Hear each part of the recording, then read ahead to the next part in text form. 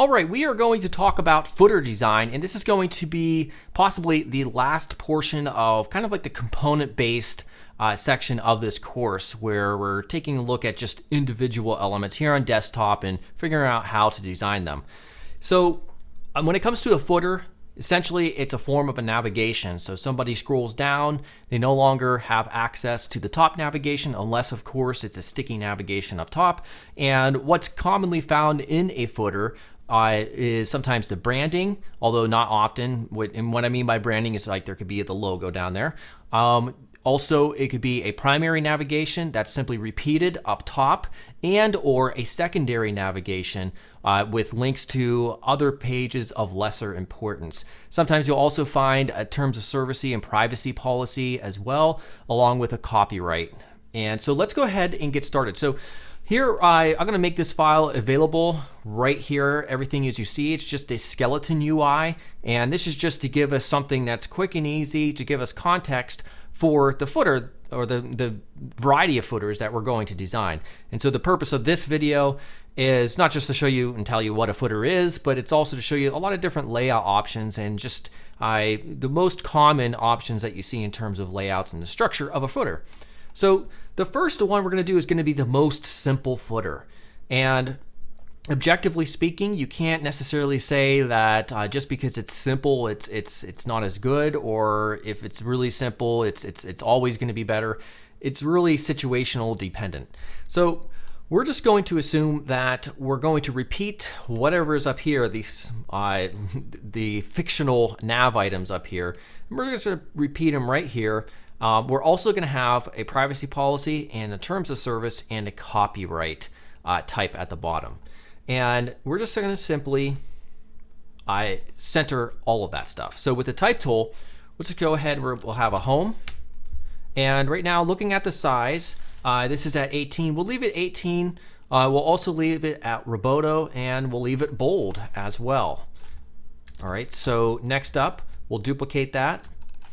And then this one, we'll make services, duplicate that, a testimonials, duplicate that. I know right now we're kind of off center, that's okay though. A fact page and a contact page.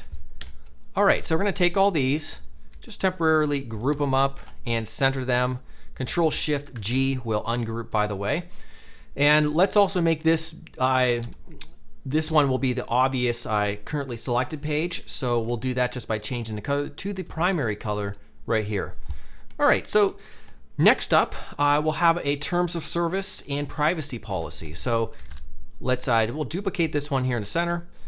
Terms of service. Oops, let me spell service correctly. Duplicate that, we'll put it over here just for a second, and privacy policy. Now you may ask yourself, why not put this right here as well? It's because semantically they're just entirely different pages. They're not a part of the primary navigation. So therefore we're not gonna style them as a part of that primary navigation. So this can be sort of like a secondary area, and it's of lesser importance to us. So what we want to do is style it differently, because right now we lack typographic visual hierarchy. Yes, it is underneath it, and it's also centered, and there's also white space between it, but we still have to have another way of really creating enough difference visually from this navigation and this navigation. So right here, what we can do to create that visual hierarchy is change it to regular. That's fine. We can also, though, maybe we'll underline these ones. So, and that's completely fine. The ones up top don't necessarily have to be underlined either. Now we can see these are two different navigations, and because this is bolder, we can clearly see that it demands more attention. So this is more important than this, and we've established that through visual hierarchy and the changes that we made essentially.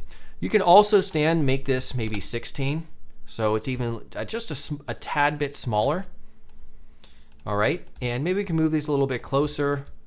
And you can do things like this, by the way. We can get up real close. We can hit O for the ellipse tool and just create a real small, sort of like a bullet point. So we can make it black. I typically, though, for this sort of aesthetic is just, we'll just go like kind of like a mid-gray.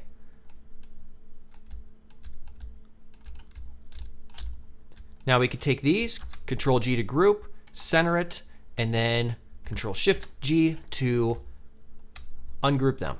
All right, and then finally we'll take one of these and we're gonna put a copyright at designcourse.com 2022.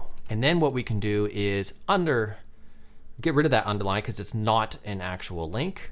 Oops, I clearly didn't click something correctly. There we go. And then we still kind of have a visual hierarchy issue slightly. The only difference here between these links here and this is just the underline. Because it's just a copyright, it's not that important of an element, so we can come down here and this would be very close to the minimum contrast guidelines. So right here, there we go. We can play around with the vertical positioning of these a little bit if you wish. We can make this one a little bit closer, thereby providing a little bit more white space around the primary navigation, and this works just fine. So there we go. There's the very simple navigation for footer.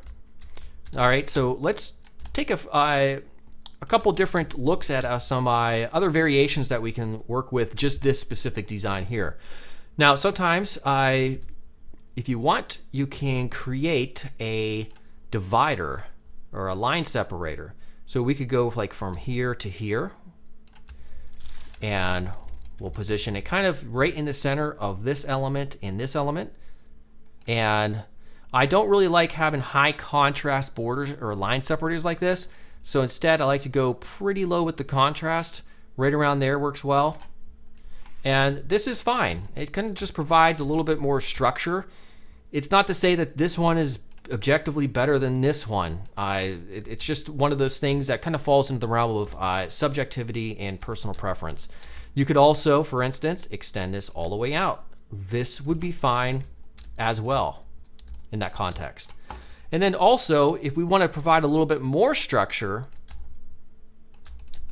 what we can do is let's get rid of the separator and just wrap everything in a rectangle that has some type of color or shade applied to it. So we'll right click, we'll send this to back. And for this one, what we could do is, let's get this color here and see what that looks like.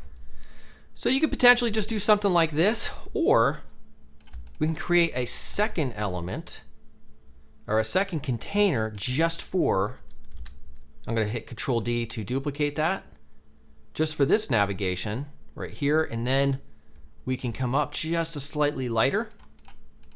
So we have a couple shades here. They're very close to each other, but this works very well as well. So, oops, let me move this back up here, get that centered, group them up, there we go. All right, and that works just fine. So now you can see, going through these, subtle changes, but you can also have a much more structured approach with these containers down here. Let's go ahead and just to show you another thing, you can really play around with the shades and the colors. For instance, maybe you want to have this one, this will be dark. Maybe right around there, which means we have to work out the contrast issues of this. So this is a group currently, so we can take the black, make it white.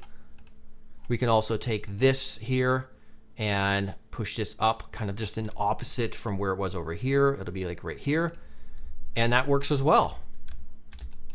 So as you can see, there's plenty of options, plenty of room for creativity. But let's go ahead and take this up a notch and really structure this footer a little bit differently than what we've been working with. So one of the things that we can do is let's take this element and let's start just kind of like a new column up here. All right. Sometimes you'll see this is a pretty common thing. Let's unselect these and we'll just take this navigation and right align it.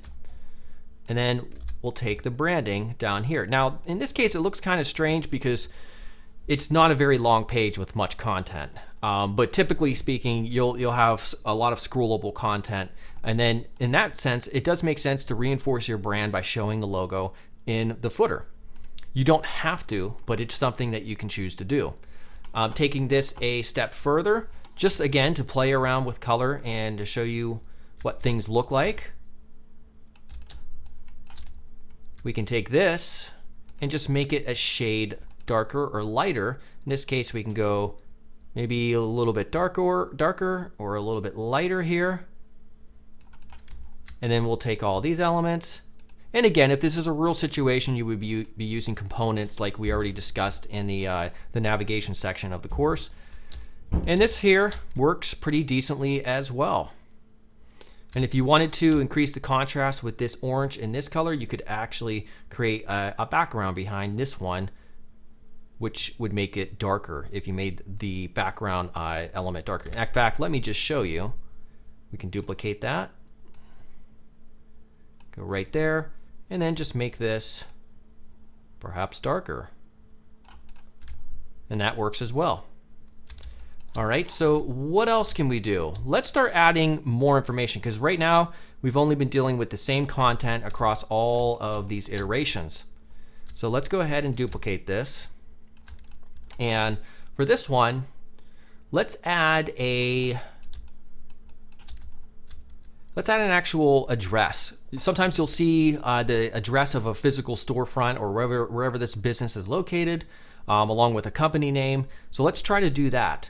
So for temporarily, we're going to move this over here, and we'll probably restructure it a little bit differently. And then now let's go ahead and have a section here. And you know what? Just to make the things look a little bit different, let's just get rid of that area. And let's go ahead, and what we'll do is we'll take this type right here, copy it, and then paste it. It just went all the way up there. There we go. And we're going to align it just underneath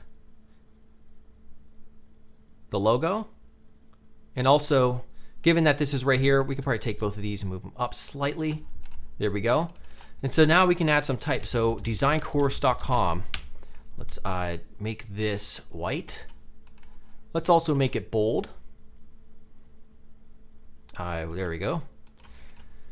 And let's indent this and add a little map icon. So if we right click and go to Iconify, we'll type in map. And I think we'll get this one right here, this little marker. Let's close this out. You don't want it to be too big. You don't want to overpower the logo itself. We'll put this right here. And I wouldn't use black. Perhaps we can just use a gray. It doesn't really need to stand out completely white, although it could, but we could also kind of take it down a notch right around there and maybe make it a little bit larger.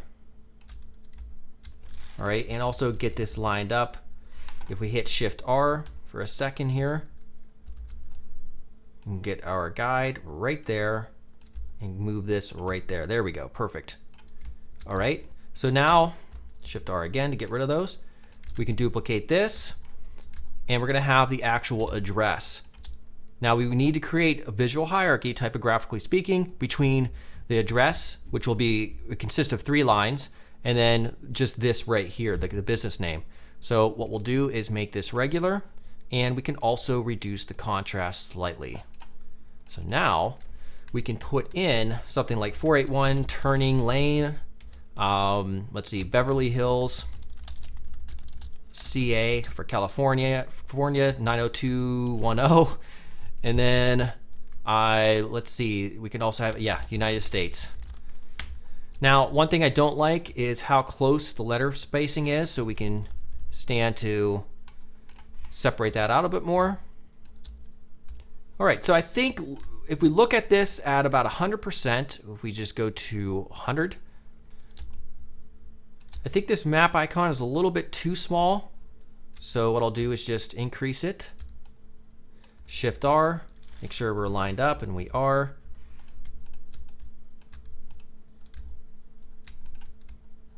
Now for me, it's a little bit too big. Of course, we can be a little bit anal about this type of stuff, but that's okay. I think that's good right there. And there we go. You can also choose to omit this if you wish. I'll leave it, I guess, and make it slightly darker. All right, there we go. So this here works completely fine. If you wanted to, I noticed another thing I could do is add a line, just a simple line separator at the very bottom of that active area right there. So if I take our color picker and I will want to make it just slightly a shade darker. There we go. So now we kind of have a nice line separator here. You can imagine a logo that goes there. And this section over here, everything is kind of centered in it. I notice how privacy policy is kind of over here. We want to make sure this is moved over. Actually, we'll select all three of these elements, move them over, that way they're right aligned. And then if we hit Shift R, we pull down a row-based guideline. You can see these match up as well. So these are the tiny details you want to pay attention to. Shift R. All right. So how else can we change things up further, even more so? We can really play around more. Let's go ahead and this time work with a secondary navigation, because right now these are just the primary navigation and then just, of course, the terms of service and privacy policy. Let's change this up. And this is something that you will see as well, especially in sites that are larger, that have more links and pages that you need to design for in a footer. All right, so what I'll do here is we're gonna change things up. Let's get rid of this separator. I'm going to hit Control D to duplicate this. And again, I'm just kind of giving you different options for styling things. And we're gonna make this a little bit darker over here. All right, and then I'm gonna take these two elements, I'm gonna kind of just push them over here.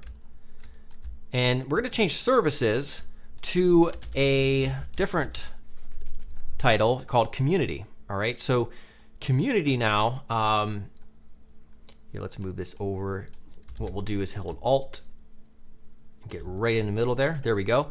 So this is gonna serve kind of as a label. This could be an actual clickable link, but what we're gonna have is a secondary vertical navigation under each one of these elements, or at least these three, that will take people to other secondary pages. So here's what I mean. So for community, that might include Discord. And again, we wanna establish that because these are two semantically different ideas here. We want to establish that visual hierarchy, so we're gonna change this to regular, and then maybe also reduce the contrast. You could also stand to increase the size of these a little bit, or take this from size 18 to 16. There we go. Now we can clearly see that this is kind of a label versus a secondary link. So Discord, we'll change this to Twitter and not increase that. And then we'll also duplicate this right here, and we'll specify Facebook. All right, so now let's move this. We're gonna move this whole section out. For some reason, it's selecting the wrong one. There we go. And we'll deal with this in a little bit. Let's keep on designing for these secondary navigations here. We're gonna change this one to customer service, perhaps. And we'll change this to maybe a contact us. Let me get zoomed in here. I know right now we're kind of messing things up here, but don't worry, we'll fix that. Live chat right here. We'll have maybe a phone number.